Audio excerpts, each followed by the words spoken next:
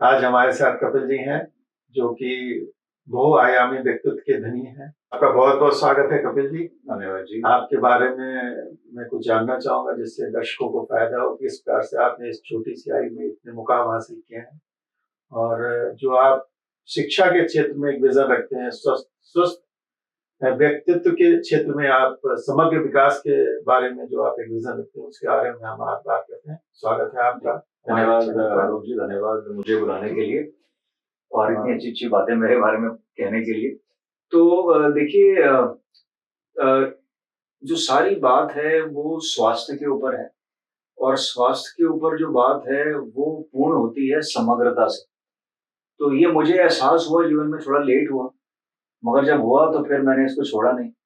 और समग्र स्वास्थ्य या होलिस्टिक हेल्थ की जब हम बात करते हैं तो हम सोल, माइंड, बॉडी और करियर चारों की बात करते हैं। और तो मैं काफ़ी समय से, मेरा मतलब है हेल्थ कॉन्शियस तो मैं था ही, मगर हेल्थ कॉन्शियसनेस को हम पूरी लाइफ को कैसे शेप अप करने में इस्तेमाल कर सकते हैं, इस पर मैं ज़्यादा कोशिश करता रहा। और फिर जब मैंने देखा कि अलग-अलग सिस्टम्स हैं, लोग हैं, संस्थाएँ हैं जो अपने-अपने प्रोग्राम के ज़रिए ये काम कर रही हैं, मगर वही कहते हैं ना कि one size doesn't fit all.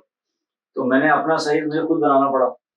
तो उसमें फिर हमने ये देखा कि भई हम सोल, माइंड, बॉडी, करियर पे क्या-क्या करें कि जिससे कि हम हर आयाम में लगभग स्वस्थ हो जाएँ।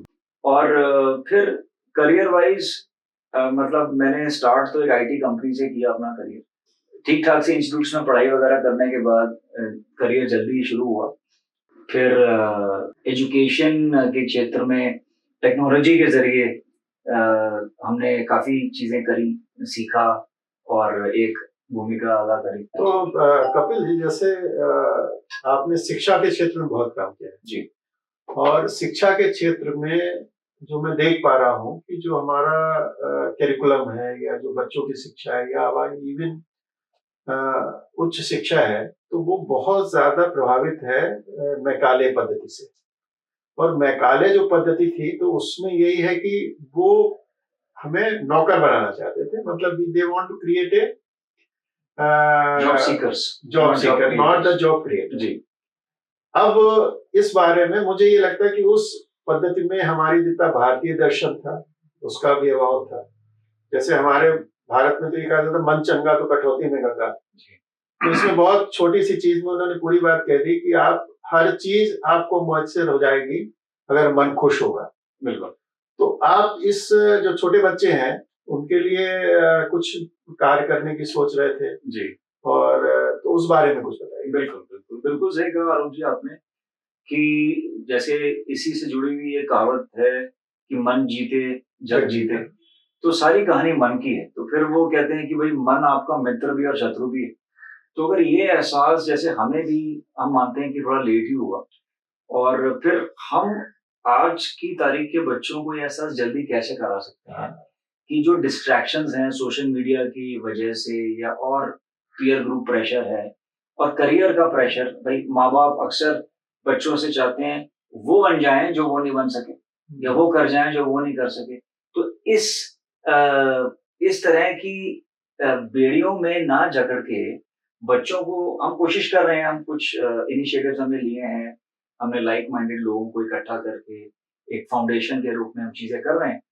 मगर जो बुनियादी तत्व है वो ये है कि भाई उनका मन जो है वो हल्का रहे, वो चीजों को जैसी हैं वैसे ही देख सकें ताकि निर्णय सही ले सकें। तो फिर वही बात आ जाती है, कहेंगे यार आप तो इस चीज से पीछे पड़ गए। तो फिर वो SMBC में जो सोल वाला तत्व है वो सबसे अहम है, वो बुनियाद है। और सोल सब में प्योर होनी चाहिए। सोल तो प्योर ही है, सोल तो प्योर ही है। मगर एक 8 वर्ष के बच्चे के लिए सोल का क्या मतलब हो सकता है, वो खिलौनों के साथ खेलते खेलते भी सोल वाला एलिमेंट कैसे अलाइन करके चल सकता है। तो उसमें हम अलग अलग प्रैक्टिशनर्स, अलग अलग क्षेत्र के स्पेशलिस्ट्स के साथ में हम काम कर रहे हैं, और बड़ी जल्दी आपको हम अच्छी खबर देंगे। बहुत बढ़िया।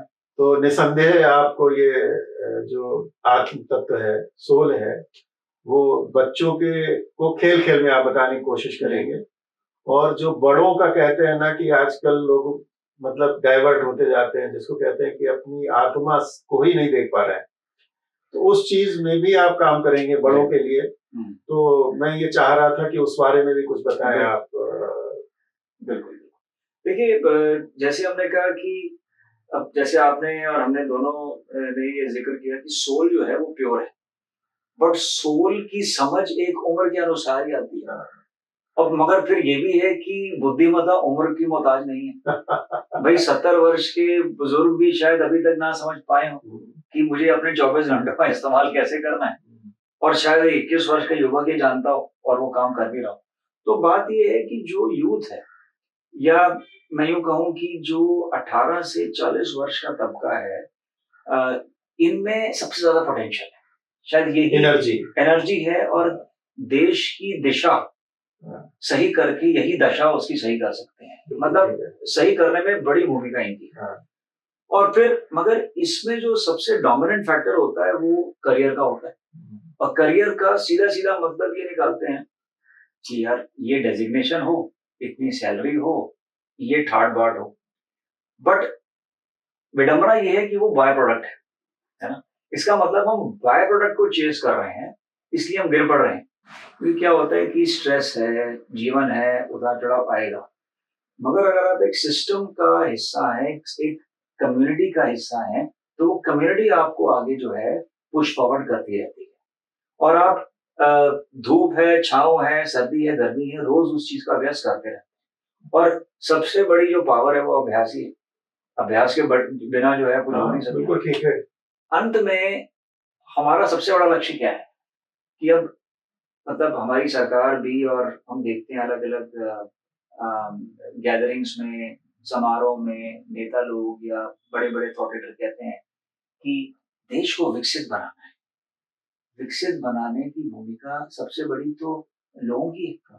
सरकारें तो जो करेंगी वो करेंगी, मगर अगर 150 करोड़ लोगों में से 1-1.5-2 करोड़ ये ठान लें कि हमें समग्र स्वास्थ्य प्रदान करना है, पहले अपने आप को देना।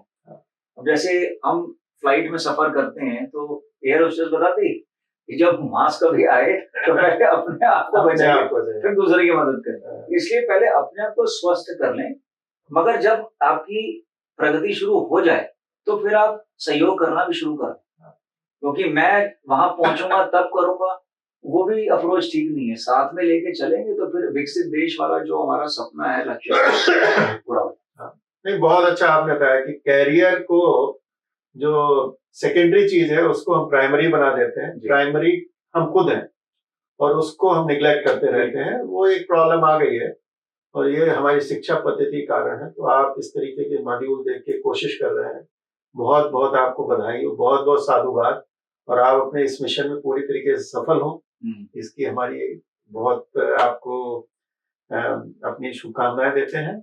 और मेरे शो में आने के लिए आपका बहुत बहुत धन्यवाद। बिल्कुल, मैं अपने अंतिम धन्यवाद से पहले मैं दर्शकों को ये बता दूं कि क्योंकि ये जो कार्य है ये बहुत बड़ा मिशन है, और इस मिशन में बहुत सारे दिग्गज लोगों के सहयोग की आवश्यकता है, और अच्छी बात ये काफी जुड़ भी गए हैं।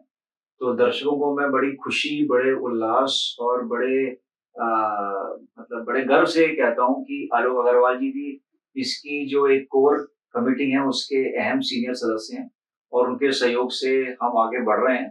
और आलोक जी, आपको भी धन्यवाद है इस चीज के लिए। बहुत बहुत धन्यवाद आपका बुलाने के लिए। Thank you.